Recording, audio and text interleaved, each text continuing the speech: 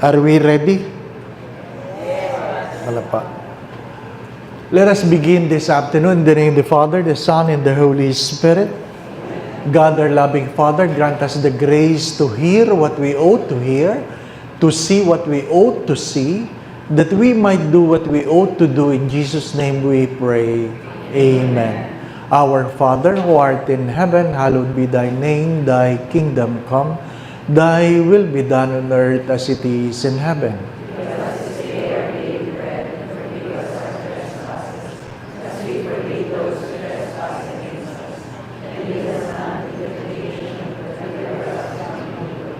Mary, seat of wisdom, in the name of the Father, the Son, and the Holy Spirit.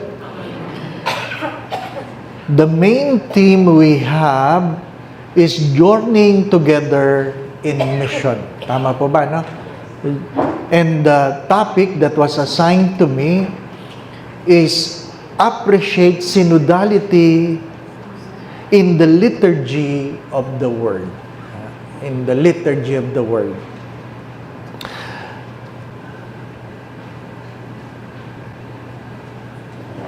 Therese of Lisieux, the third doctor of the church, would say, when you talk about theology, you begin by looking at a statement about faith. Theology begins from a statement about faith.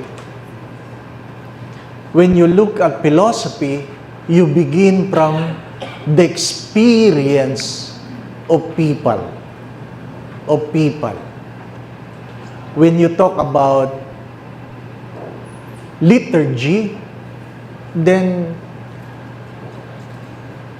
you begin from, as earlier you've watched, the experience of people's celebration, how we celebrate our faith. But Saint Therese of Lisieux would say, when you talk about spirituality, you begin from the experience of God. The experience of God. Ano po? Babasagin ko na. Ano ibig ko sa babasagin ko na? Yesterday, if you listen well to the readings, Jesus said to the Pharisees, you even search Scripture that you might find eternal life. You search the Scripture, ang ibig sabihin yun, nagbabasa ka ng Biblia para makakuha ka ng buhay na walang hanggan. And what Jesus was trying to say, you can never find salvation from the Scripture. Hello. What Jesus was trying to say, of course, there was no New Testament during his time. What he was referring to was the Old Testament. You cannot find salvation in the Scripture. Because the reason why God came and became incarnate is to save us. If Scripture can save us, then there's no need for God to come and save. Nobody will be saved by having a knowledge about God. No one will be saved because they know God. We can only be saved by having a relationship with God. There's a big difference between knowing and having a relationship. Knowing and having a relationship. Para mas madaling maintindihan.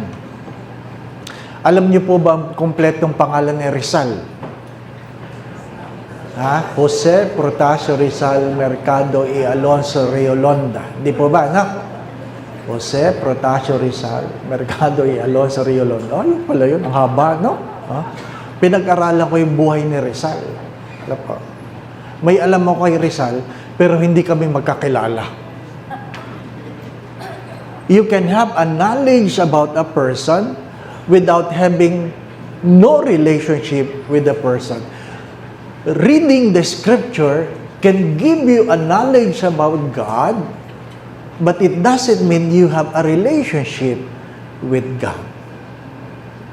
So, allow me to approach this afternoon with that understanding. Without understanding.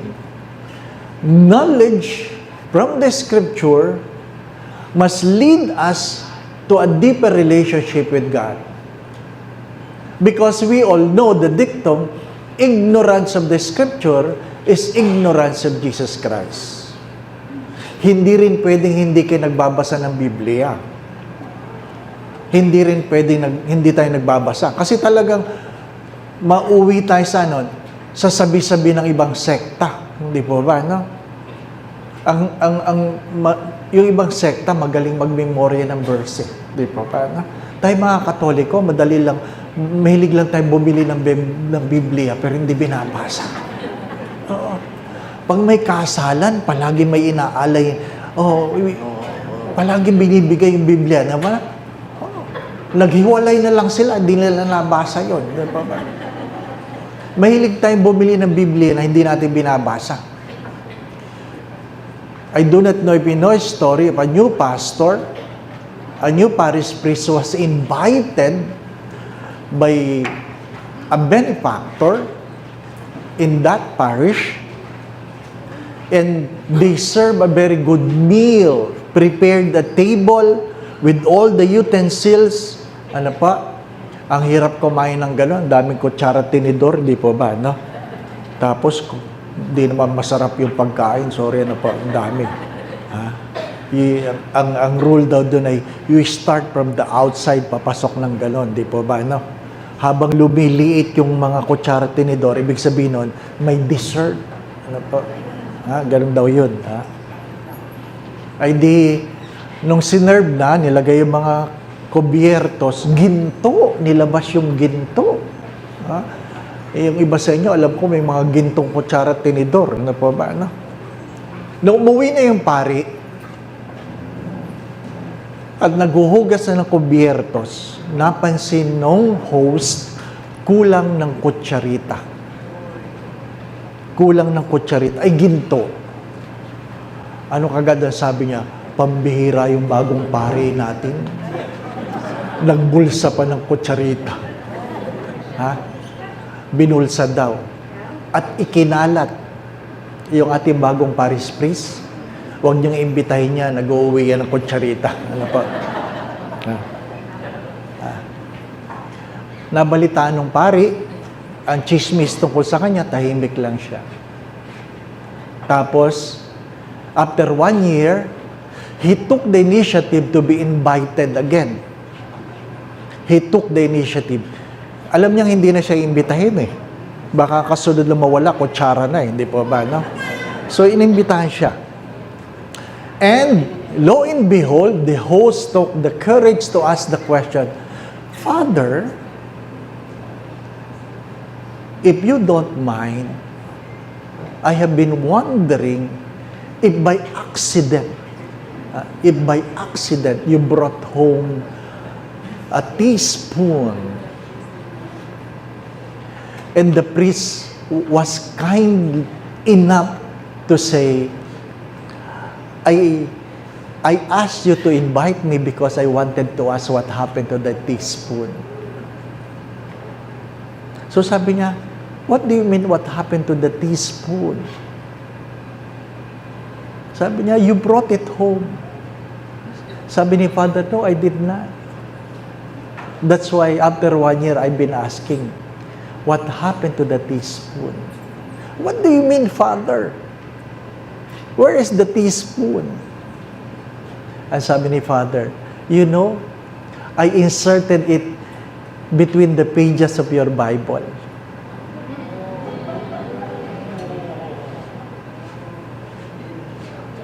It means in 1 year, they have not opened their Bible. Because if they did, they were able to find the teaspoon. Nakakahiya, no? mahirap yung bumili ka ng Biblia, gold edge. Hanggang ngayon, dikit-dikit pa. Ibig sabihin, hindi na bubuksan. My dear friends, my brothers and sisters, Scripture is important. You don't have to memorize it, but at least you read it.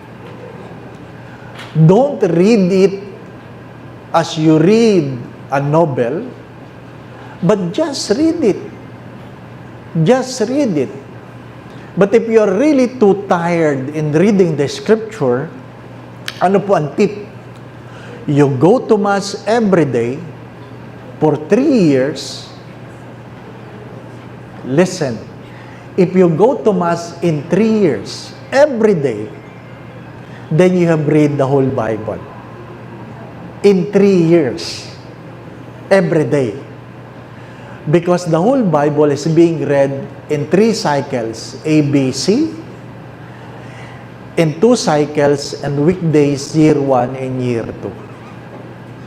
Bababasa mo. Kahit yung mga bagay na ayaw mong basahin. Ano yung mahirap na basahin sa Biblia? Ang karaniwang pagkakamali ng mga gusto magbasa ng Biblia, sinisimula nila sa Book of Genesis. Maganda yung Genesis. Pagdating nyo sa Numbers, ay, hindi nyo na itutuloy. Ano pa? Bakit? Wala na, nakakasawa na eh. Hindi nyo na maintindihan eh. Di po ba, no? Pero, yung atin po mga kapatid na Inchik, karamihan po ng numbers sa Pungsoy, kinuha nila sa Book of Numbers. Oo. Kaya sabi nyo, ay, scriptural pala. Ano pa? But out of context. Out of context. Again, I want you to understand that we need to read the Scripture not for the sake of knowledge, but hopefully we develop a relationship with God. Knowing God will not save us, but you cannot love someone you do not know. Keep that in mind. You cannot love someone you do not know. If you want to know Jesus, read the Scripture. Read the Scripture. Journeying together in a mission. We have to understand this, my dear friends, that we as a church is defined by our missionary character. As a church, we are defined by our missionary character. And it's good to know, without a mission, we are not a church. To be a church, there must be a mission. So, ano pong problema natin? Yung pong palagi nakakarinig sa akin, narinig nyo na ito. Our common mistake in life is to do the right thing, and yet it is not what God wants you to do. That is our common mistake. We do the right thing, and yet it is not what God wants you to do. The missionary character of the church is what God wants us to do. Teresa of Avila, teachers of prayer, Saint Teresa of Lisieux, Saint John of the Cross, they were all Carmelites, would say and remind us that to pray is to develop a relationship with God. The Holy Father declared, this year is a year of prayer. Ano po? And many times also I've been saying this, that prayer is not a self-centered monologue, but a God-centered dialogue. Prayer is not a self-centered monologue, but a God-centered dialogue. When you pray, and you have not given God the time to speak, then you have not prayed. If you have not given God the time to speak, then you have not prayed. You have simply recited the prayer. Because prayer must be a communion. Must be a communion. It is in prayer that we learn our mission. It is in prayer that we learn our mission. Kahapon po sa misa, piniliwanag ko po yan. Ano po? Two important moments in our lives is what? The first moment is the day we are born. The second moment is when we know the purpose why we were born. Two moments. The day we were born, and the second important moment is why I was born. Yung first moment, if you were born, then you have a birthday. You have a beginning of time. Ano po sabi ni Saint Augustine? The moment you are born, you start dying. So, you begin to understand that your life or your days are numbered. And even in the scriptures it says, we learn wisdom by knowing that our days are numbered. Hindi tayo forever dito. Hindi po ba, no? Hindi tayo forever dito. Nakikiraan lang tayo. And we are born for a purpose. Pag hindi tayo pinanganak, then there's nothing to talk about. Ano pag-uusapan natin? Hindi ka naman pinanganak. Hindi po ba, no? Meron lang tayong pinag-uusapan dahil pinanganak ka. Pero kung hindi ka pinanganak, wala tayong pwedeng pag-usapan. But you have to understand, you were given life for a purpose. Regardless how short, how long, you were given a purpose. Sabi ng isang nagrereklamo sa Diyos, Lord, there are so many sickness in the world. How come? How come? You have not given us cure. You have not given us cure. Ano daw ang sagot ng Diyos? I have allowed doctors to be born so that they can bring cure to the sickness, but their mothers decided to abort them. If you listen carefully, it's a fact. Any unborn children can be a cure to either our problems or sickness. So we cannot simply blame God for having problems that we have today. Everything has a purpose. If you look again in the very beginning of the book of Genesis, that is the creation story, hindi naman kailangang matalino tayo para intindihin yon. Di po ba, no?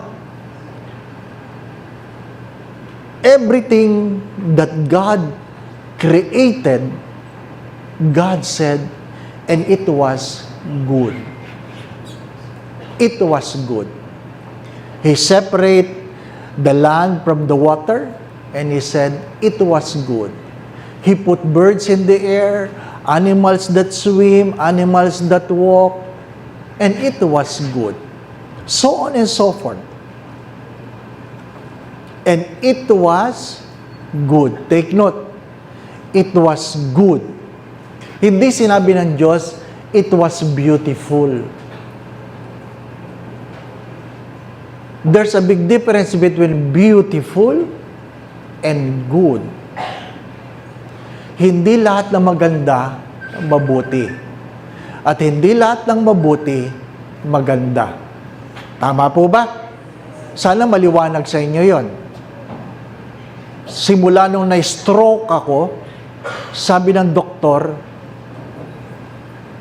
sabi ko, ano po pwede kong kainin?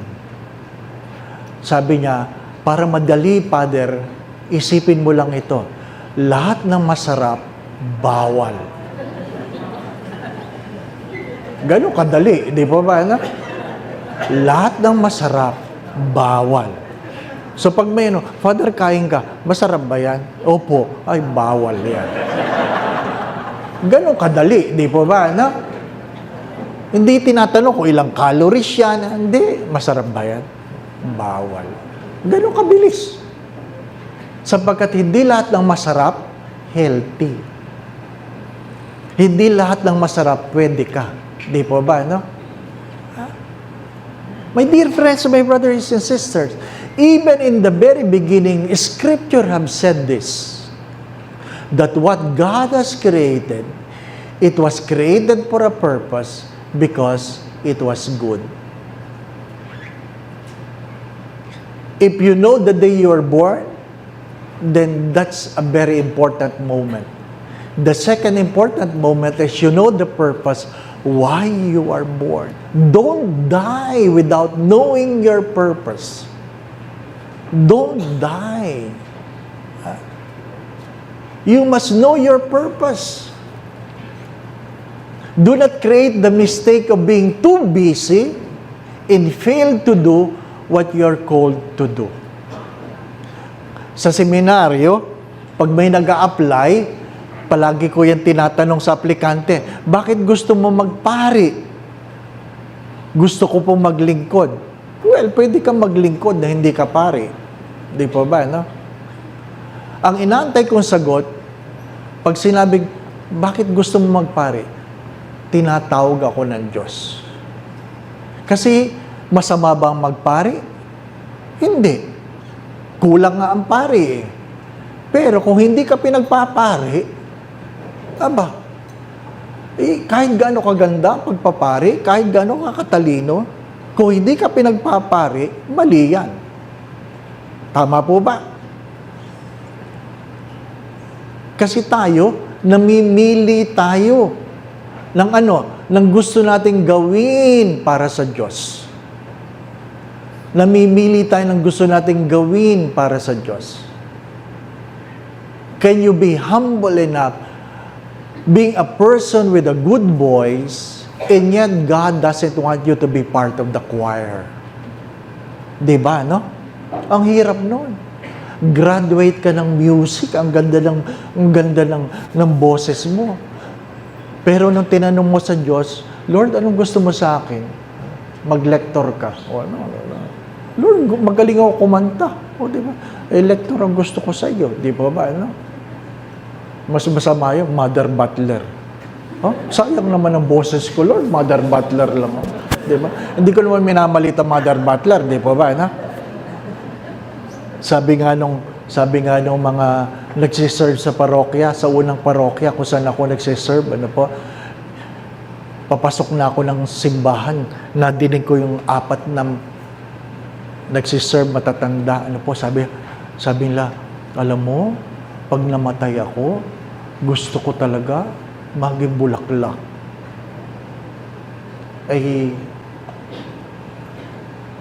Babasagin ko sana ang kwentuhan, pero parang magandang pang-homily yung kwentuhan nila. So, makinig ka. Sabi nung isa, bakit gusto mo maging bulaklak? Kasi gusto ko, ako ang nagde-decorates sa altar. Wow. Di ba? Ano gusto nyo? Ha? Gusto nyo maging bulaklak? Di ba? No? Oo nga naman. Sabi naman ng isa, ayaw ko lang ng bulaklak. Bakit ayaw mong ikaw yung nagpapaganda ng altar? Paano pag lento, walang bulaklak? Ayaw nga, ano ka na lang. Ako na lang yung flower base. Di ba? Kasi pwede naman kahit dahon lang. Di po ba na? Pag lento, oo nga. Sabi naman ng isa, ayaw ko. Gusto ko ako kandila. Bakit ang gusto mong kandila? Gusto mong iniilawan si Jesus, no? Oo, gusto ko. Kasi may bulaklak o wala, may kandila sa altar table. Yan ang magagandang refleksyon. Di ba ba, no? Sabi ko, gagaling na mga nagsiserve sa parokyang ito. Sabi naman ng isa, ikaw, anong gusto mo? Ako yung altar linen. Sana. Ay, gusto mong ikaw sumasalo kay Jesus, no? Sabi niya, hindi. Bakit gusto mo ang altar linen? Kasi gusto ko, araw-araw akong hinahalikan ni Father.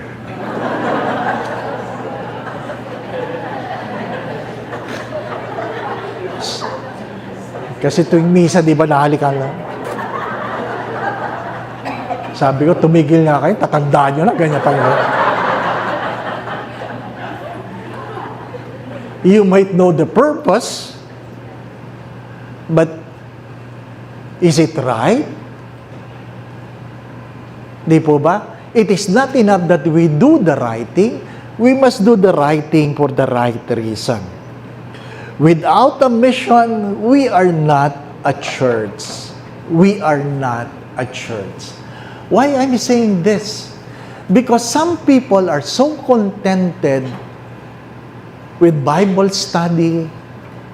Some people would come to a prayer meeting because they have a beautiful choir, magaling ang preacher, kung ano-ano, magandang LED, aircon, ano pa. Pero pag tinanong mo ang purpose, wala. Ba't ka nandyan? Masaya. Hindi pwedeng masaya lang, hindi po ba, no? Hindi pwedeng masaya lang. You must always find ways where you can encounter Christ and learn about your purpose and be able to do what you're called to be. In Matthew 28, verse 19 and following, it says, "Therefore, go and make disciples of all nations, baptizing them in the name of the Father, and of the Son, and of the Holy Spirit." This is what we call the Great Commission. Every baptized, the least we can do is to go out and evangelize, making disciples of all nations, baptizing them in the name of the Father, and of the Son, and of the Holy Spirit. My dear brothers and sisters, seriously,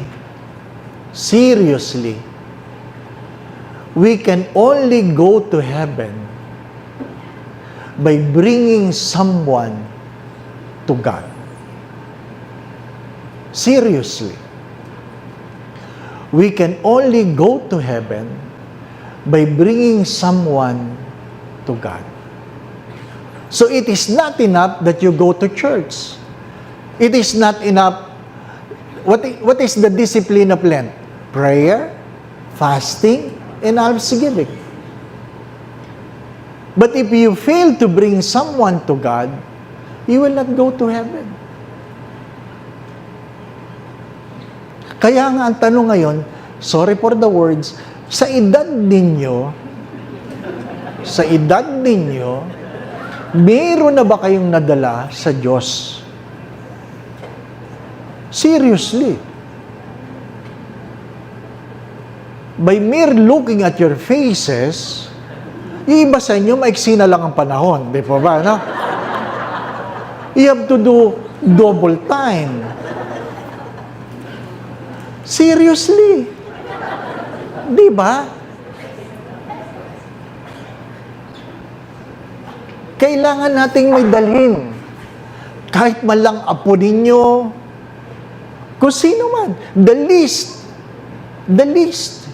Kailangan ba nila magpare? Kailangan ba nila mag-mother? Hindi. That they will have a knowledge of God. Later on, they will have a relationship with God.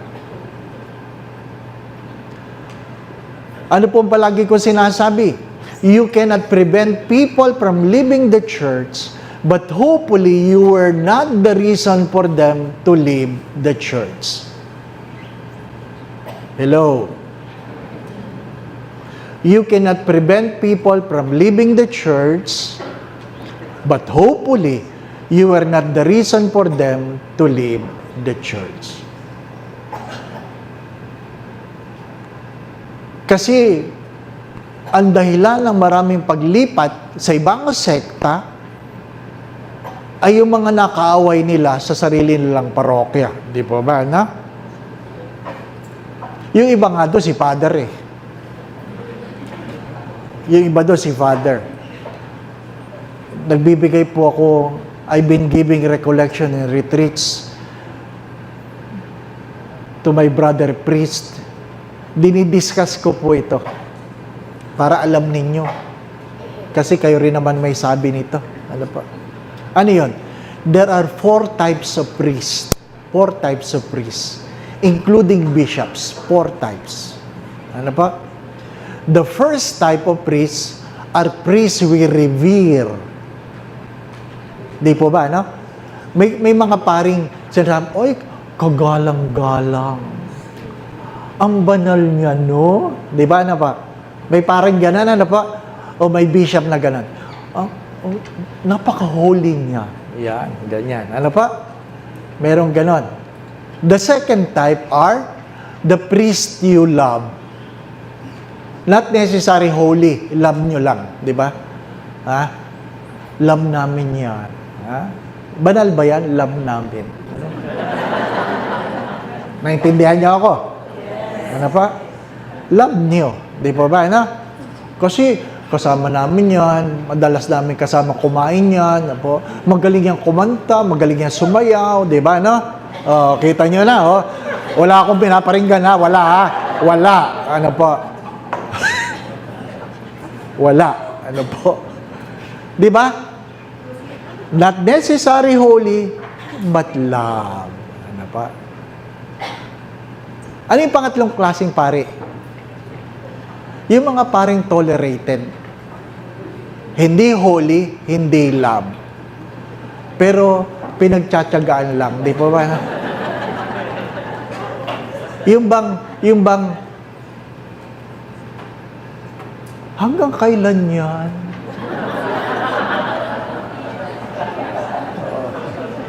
Ang tagal naman ng lipatan. Di ba? Diba? Yung may announcement sa sa isang diocese. Ka-announce lang, tapos ngayon naman, another diocese, i-announce this coming Christmas. Ano po? Talaga ang sumpaan nila, walang lalabas sa announcement. Ha? Walang lalabas. Ano po? Ha? Doon na lang. Malalaman mo sa Christmas, yung the parish priest of so. Kung ikaw yung parish, wow, excited sila sa akin. Ano, ang bagong kura-parok ako ng gano'n. Ay! Alam mo na kung anong reception sa iyo. Ano pa? There are priests who are tolerated. Hindi siya revered, hindi siya love. Hayaan mo na, matatapos din yan. 3 years lang yan, 3 years. Di ba na? 3 years. Pero ang malungkot na katotohanan ay ano? Ito malungkot na katotohanan. Pinag-uusapan namin ito.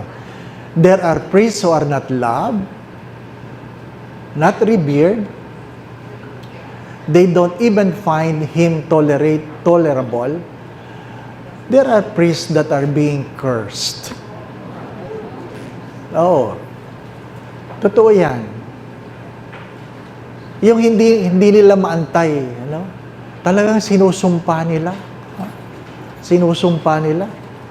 Yung may mga paroke nagrarally, sana maalis na yan, di po ba, nasa social media. Yan ang katotohanan. Yan ang katotohanan. Di po ba, Bakit? Kasi daw, hindi nila maimbitahan. For whatever reason. You have to accept this. You have to accept this. The term synod, I know Bishop Abbo will discuss this. Magaling na magaling dito si Bishop Abbo. The term synod is derived from the Greek word S-Y-N, syn, which means together, and hudos, H-O-D-U-S, hudos, means way. Therefore, the word synod means to journey together. Syn is S-Y-N, and hudos, H-O-D-U-S, way. So, synod means to journey together. To journey together, to walk together with our missionary character. So, synodality means journeying together as a people of God. It indicates a way of listening to each individual person as a member of the church to understand how God might be speaking to all of us as a person and as an individual. So, as a church, we must listen to God because God is talking to everyone. During the time of John, St. John of Arc, the kings, the leaders, were asking her, why is God talking to you but not to us? That is a very important question. Why is God talking to you but not to us? And what was the answer? The answer was, God is talking to everyone, but not everyone is listening. So, you cannot say, God is not talking to me. No, God is talking to you. The question is, are you listening? Are you listening? Father, hindi ko alam kung anong purpose ko. Well, itanong mo sa Diyos. Father, hindi nagsasalita ang Diyos. Nagsasalita ang Diyos. Ang tanong lang ay, nakikinig ka ba? Nakuha po niya, nakikinig ka ba? Father, nakikinig ako. Parang hindi ko nadinig. Ano po? Kasi para tayong nasa klase, hindi po ba? Ano? Nagsasalita yung teacher. Wala naman nakikinig. Hindi po ba? Ano? Pinagdadasal lang ng marami, sana malinaw ang mata ko. Ano? Bakit malinaw ang mata? Para pagdating ng exam, kita mo ang sagot ng kabila. Hindi po ba? Ano? How do we listen? We listen in three ways. We listen in three ways. The first form of listening is through our ears. We listen with our ears. We listen with our ears. Yan po ang pinakamadali. Ano po? The second form of listening is we listen with our eyes. We listen with our eyes. How do you listen with your eyes? You listen with your eyes because not everything is said is not the message. Halimbawa, tinitingnan mo. Alam mong sira ang mukha niya. Galit ka ba? Hindi naimik sa asawa mo. Galit ka? Hindi niya kailangan sumagot. Di po ba? Ano? Alam mo sa itsura niya, galit siya. At sabi niya, hindi ako galit. Yun ang nadinig mo, hindi ako galit. Umalis ka dyan. Di ba? Galit siya o hindi? O, kasi nakita mo, hindi po ba? Ano? Iba yung sinabi sa nakikita mo. Di po ba? Nakita mo lumuluha. Bakit ka malungkot? Hindi. Di ba? Pero iba yung nakikita mo. You listen not only with your ears, you listen with your eyes. Mothers, you know this better. when you look at your children, by mere looking at them, you know they have problems. Diba? Yung tingin ng nanay, alam ng nanay, may problema ang anak ko. Kahit hindi nagsasalita. Di po ba, ano? Sabi nung kausap ko kahapon, sabi niya, may problema ang aking anak at ang kanyang asawa. Sabi ko, bakit niyo sinasabi? Tinitingnan ko silang dalawa. May problema sila.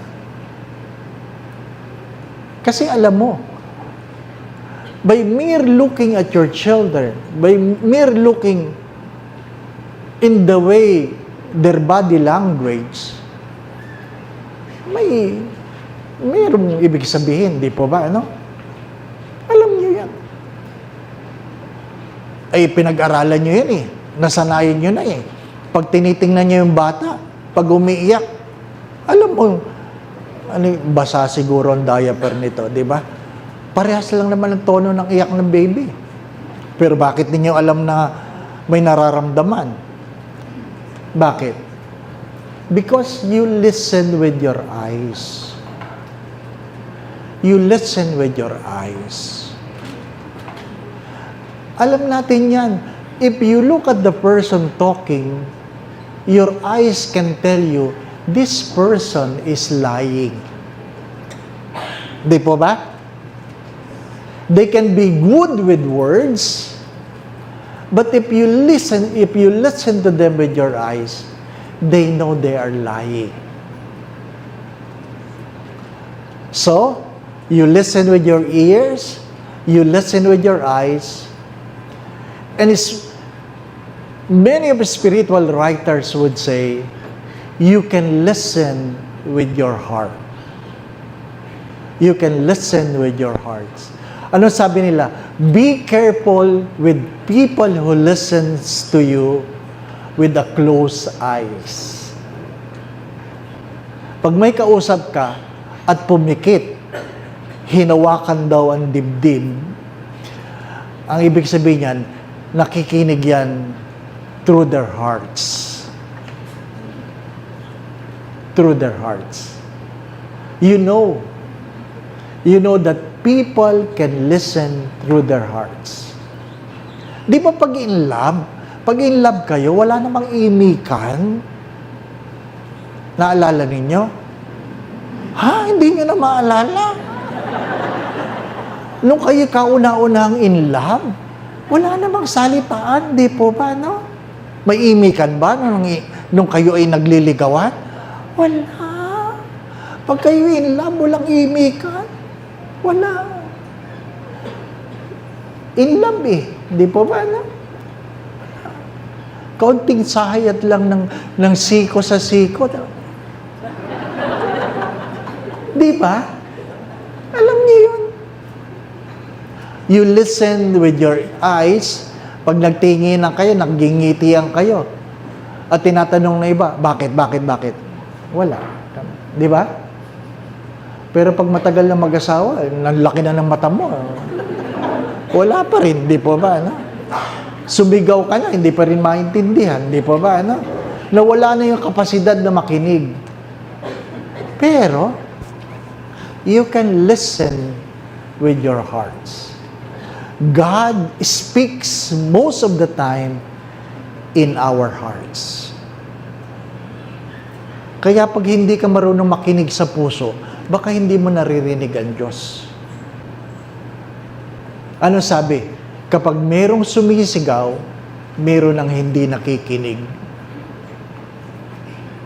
Pag sumigaw ng nanay, ibig sabihin yung anak di na nakikinig, di po ba, no? Pag sumigaw na si Mrs., ibig sabihin si Mr. di nakikinig, di po ba, no? Pag sumigaw si Mr., ibig sabihin bingi si Mrs. Di ba? Bingi. Ayaw talagang makinig. You listen in three ways. Being a synodal people, we must learn the way of listening. Bakit? Sabi nung isang pari, napansin, siya nakapagsuot. Ano po? Alam mo, marami sa atin nagsisimba para sumasakay lang sa bus. araw-araw sumasakay sa bus. Araw-araw. Nakikita niya yung kasabay niyang sumasakay sa bus. Hanggang dumating ang araw, hindi na siya sumakay, o yung kasama niya hindi na niya kitang sumakay, ni hindi niya na itanong ano ang pangalan. Ano ibig sabihin? Marami sa atin, araw-araw nagsisimba, araw-araw nakikita niya yung kanyang kasabay magsimba, pero hindi niya na itanong anong pangalan ng kasabay niya magsimba. Hello? Naintindihan po ninyo ako? Marami sa atin nagsisimba, walang pakialam sa iba. Di ba? Ano? Yun ang malungkot na kwento ng simbahan natin. Maraming nagsisimba na walang pakialam sa iba. Nung kayo ay in love, gusto nyo dikit na dikit kayo sa isa't isa. Ngayon, kahit sikip ang simbahan, yung mag-asawa, may bag sa pagitan. Huwag ka nga dumikit sa akin, init-init eh.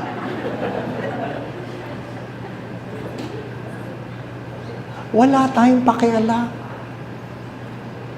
Di ba? Wala tayong pakialam. How can we become a people who listen to God but failed to listen to one another? Failed to listen. Marami sa inyo, paulit-ulit na lang dito, hindi po ba, no? Pero ang aking tanong, may nakilala ba kayong iba? May nakilala ba kayong iba? Hindi po ba, no? At least alam ninyo, hindi ako pinanak ng 1948, di po ba, no? Tinoda, ha? We can understand ourselves as what? As pilgrims. Pilgrims are different from tourists. Tourists travel just to relax or for fun. Pilgrims travel for spiritual reasons. Pilgrimage is a search for meaning, purpose, values, or truth. And in this sense, the search for life. This search is a committed practice where many members of the faith or communities walk together for a single purpose. For a single purpose. Pwedeng hindi tayo magkakilala. Pero at least, nag-try tayo. Nag-try tayo. Ano po?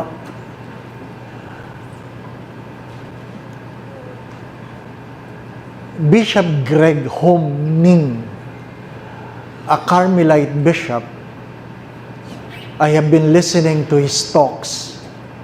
And what is admirable of him is when he gives a talk, he calls his parishioner in his name, in their names. Ba? Yung, alam niya. Pero ako, pwede ko naman sabihin yun. Kaya lang sa atin, natatakot ang tao pag tinatawag ang pangalan, no? Diba, no? Alam ba sa misa, diba? Oh, nandiyan ka pala. Oh, Sister Rose, nandiyan ka pala. Takot na takot tayo doon sa galon. Diba, no? Diba? Naalala ko ang yumaong Father Eric Santos, pag siya'y nagmimisa, tinatanong niya yung mga nakaupo sa harapan. O ano pong pangalan ninyo? Diba? So later on, yung mga nakaupo sa harapan, nandun na sa likod. Ay hindi pa uso na lang wireless. So, palaging walang nakaupo sa harap. Ang ginawa ni Father Eric, nagpagawa ng mahabang-habang wire, ano po? Tapos sabi niya, dinala niya sa likod, akala ninyo, ano? Di ba? Bakit nga ba takot na takot tayo? Bakit nga ba? May tinatago ba kayo? May tinatago ba kayo? Wala naman, di po ba? Ano? Pero bakit takot tayo? Bakit takot tayo? Ano sinasabi ng isang pilosopo? A philosopher said, the man question would always lead to a God question. The man question. Everything you ask about yourself, you learn to ask yourself. Learn to ask yourself.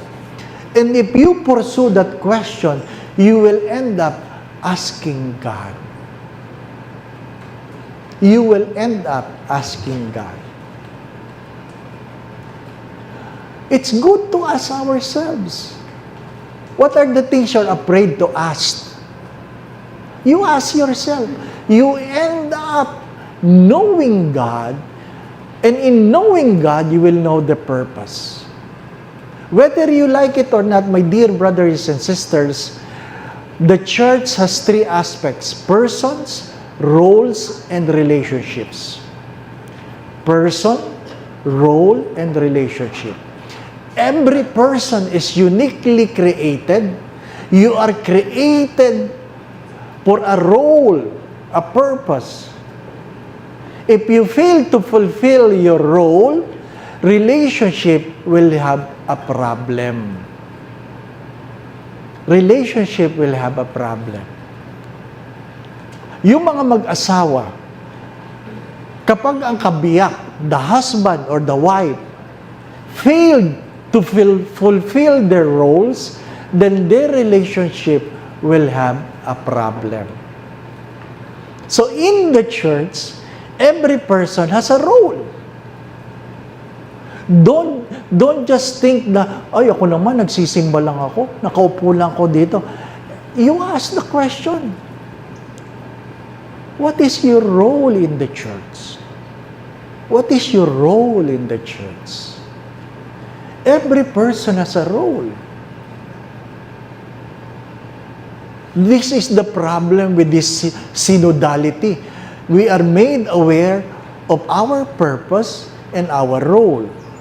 Now you know already that you can only do this by listening. There are three ways of listening. You listen with your ears, with your eyes, and with your heart. And Bishop Robert Barron, if you know him, I know you know him, said there are four things you must be attentive to.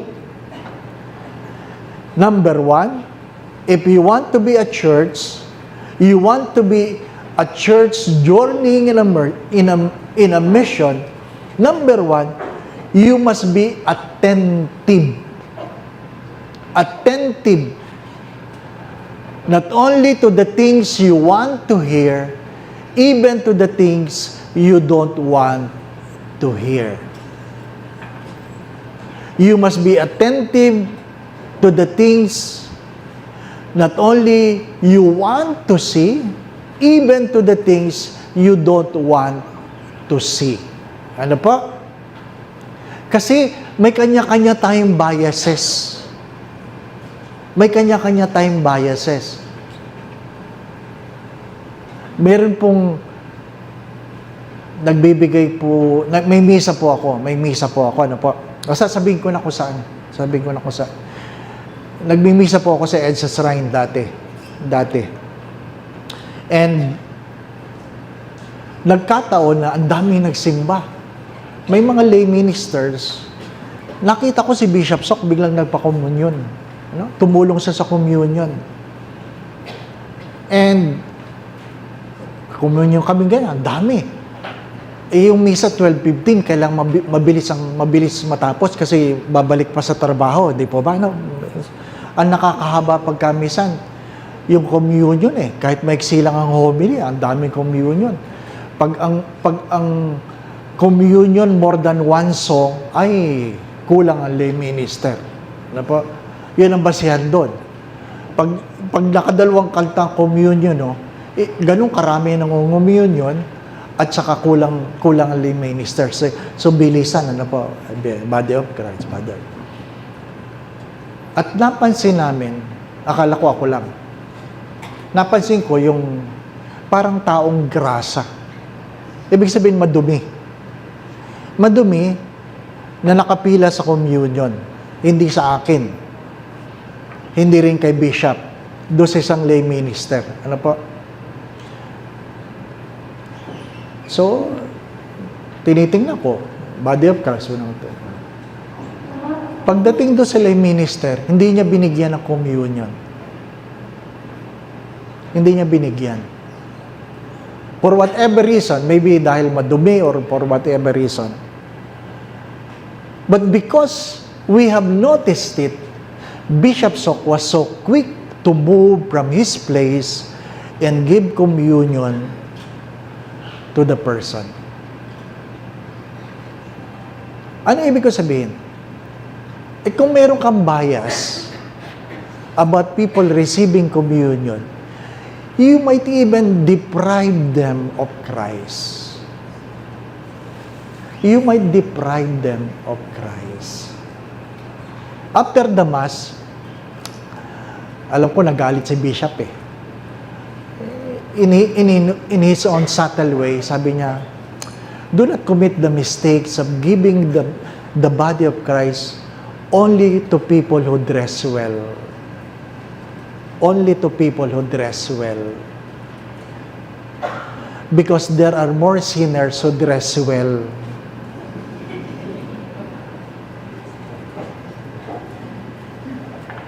In a subtle way. Tama naman, di po ba? No? Tama naman. Alam niyo yung kwentong ito, nung ako po ay kumakain ng lunch sa reception ng kasal. Ano po? Kasi hindi talaga ako kumakain sa reception. Bakit? Ang hirap kumain ng reception sa kasal. Kumakain ka, ang daming tanong ng tanong. Tapos naka-formal ka pa. Ang hirap kumain ng formal. Ano po? Gutom na gutom ako. Sinabihan ko po yung nanay nung kinasal. Sabi ko, Nay, hindi kakain ako, gutom na gutom lang ako. Doon lang ako sa sulok, ha? Huwag niyo na akong pakainin sa presidential table. Ito namang nanay, pinababa naman yung guest. Ano po? Naglagay ng table sa sulok at doon naman pinaupo yung mga guest. Ano po, yung presidential. Sabi ko, di ganun din. Kasalo mo rin yung mga, di kumakain ganyan. Father, saan ka nakasign? Ang hirap kumain ng ganun. Diba? Saan ka nakasign? Ay, feeling ko, mayayaman. Ay, di nagkwento ko kung saan ako naka-assign. Ano po? Feeling ko, magdo-donate. Sorry for the words, Amateur. Ay, di, pinahirap ko yung aking parokya, di ba, no? Saan ka naka-assign? Ako, sinabi ko talaga kung saan ako naka-assign. Pinahirap ko talaga para maawa, di ba ba? No? Para hari na ako, kawawa naman si Father, di ba? No? Magkano, Father, kailangan mo? Ganyan. Ganun talaga di po ba? No? Siyempre, di po ba? Pag vocation promotion, ang pinagsasalita mo, yung pinakamagaling na seminarista, di po ba? No? Pero pag solicitation, pinagsasalita mo yung payat na payat, di po ba? No? Para mukha talagang kaawa-awa, di ba ba? Di, pinahirap mo yung parokya. Nung nasabi niya, oy, kawawa ka naman, Father. Ang hirap pala ng parokya mo. Puro pala mahirap ang tao doon. Ha? Maraming magnanakaw doon, no?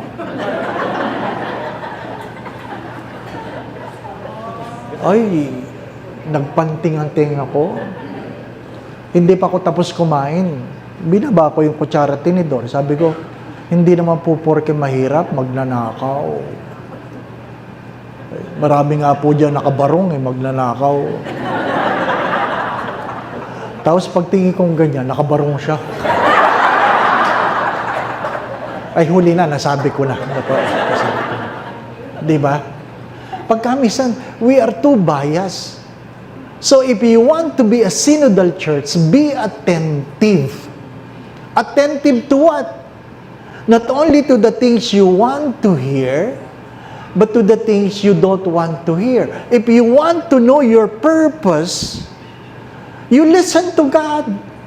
Not only to the things you want to do, but to the things you don't want to do. Madali ba magpari? Hindi. Hindi. Oh, nung tinatanong ko ng Diyos, kasi ikakasal na ako. Ikakasal na ako. Kaya lang ang pakiramdam ko na ako ikakasal na, parang hindi ako at peace. So, pinagdasalan ko mabuti. Ako ba'y tinatawag ng Diyos sa pag-aasawa o hindi? Di ba? Sabi, Lord, sabihin mo na, Lord, na pinag-aasawa mo ako. Hindi nagsasalita ang Diyos. Lord, please tell me. Tell me na pinag-aasawa mo ako. Ay, hindi talaga nagsasalita ang Diyos. Until I was able to say, Lord, ano bang gusto mo? Di ba? Nakalimutan ko. Ano po? May kwento. Noong 1981, many of you have heard this, that I was a victim of a stabbing case. I have a multiple stab wounds. I survived. And it was my first concrete experience of God. Not only having a knowledge of God, but having a personal experience of God. How God sustained me, how God provided for me. It was really a very personal experience. Sabi nga ng kapatid ko, nung na-survive ko yung stabbing case, sabi niya, ano, magpapari ka? Sabi ko, nasaksak lang, pari agad. Diba, no? Diba? In 1988, 4 years after I joined the covenanted community, ang ligaya ng Panginoon, I had my state of life discernment. Ano pa? State of life discernment.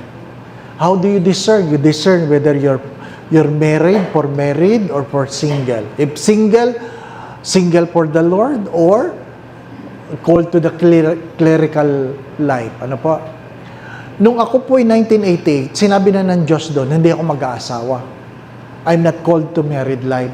Kaya lang, yung aking boss, sabi niya, hindi, mag-asawa ka, sayang. Diba? Mag-asawa ka, sayang. Ano po? Sinabi ni Lord, hindi ka pag-aasawa. Pero sabi ng boss ko, mag-asawa ka. Alam nyo, our common temptation is to listen to what you want to hear. Di ba ba, no?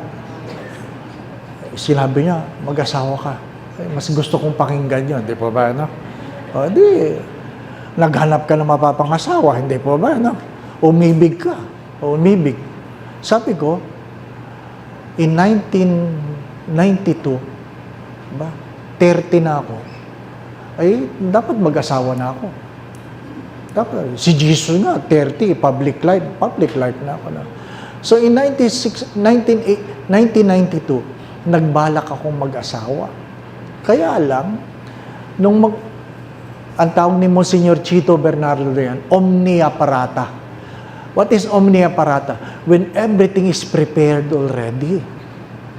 May pakakasalan ka na, alam mo na kung saan ka magpapakasal, alam mo kung saan ang reception, alam mo kung saan titira, alam mo kung magkano kailangan. Omnia parata. Kailangan na lang i-announce. Kaya lang, hindi ako at peace. So nag-retreat ako.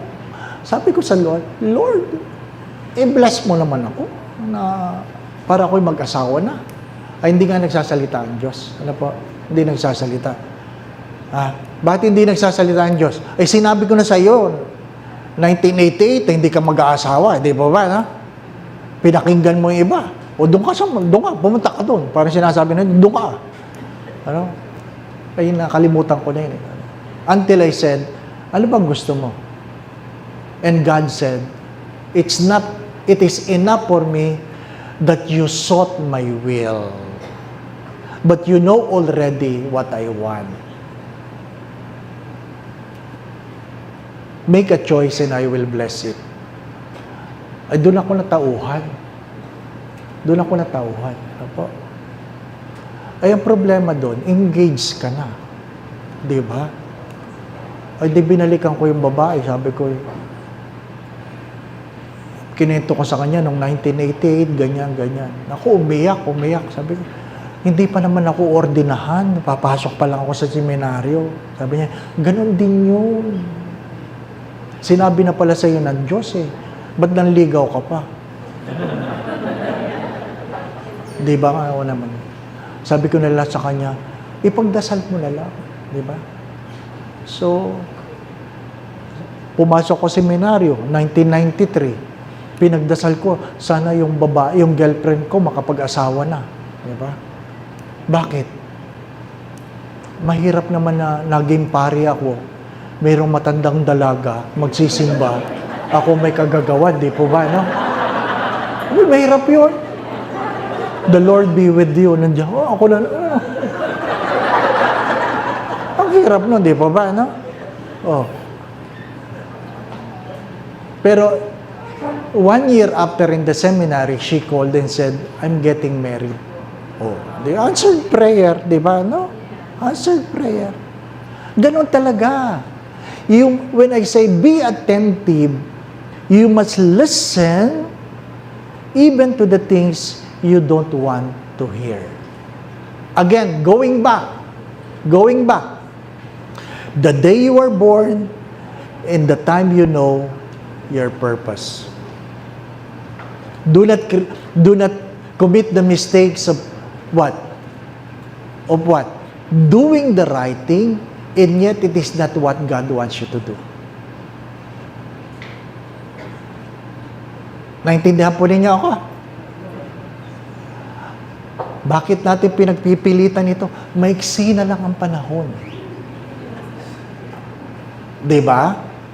Maiksi na lang. Yung iba, mahaba-haba. Pero iba talaga, tingin ko sa inyo, maiksi na lang talaga. Life is only 70, 80 for those who are strong. Some of you are more than 80. What do you think? Diba, no? 62 na ako. I survived a stroke 2 years ago, almost 2 years ago. I was completely paralyzed. 62 years, maiksi lang. Kung makaka-80 ko, 18 years na lang ako. Ito ang mukha ng 18 years. Nakupunan niyo? I have to look at myself in the mirror. And thank God for the new life that God has given me. I was stabbed. Nasaksak ako ng 1981. Nagsalita ang Diyos. Na-fulfill ko ang kalooban ng Diyos after 10 years. Can you imagine? Nasaksak ka ng 1981, nagsalita sa iyo ng Diyos. Pumasok ako sa seminaryo ng 1993. 10 years. Ano sabi ko sa Diyos? Lord, you made me stand after a massive stroke. You don't have to wait for another 10 years to tell me what do you want me to do.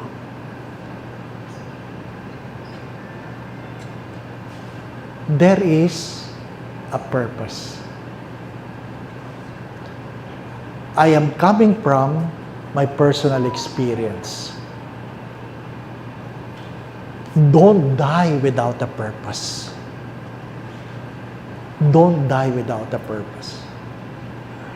Let's have a short break because maganda itong apat na pamamaraan where we can hear God either through our ears, our eyes, and our hearts. Maliwanag po ba? Yes. Okay.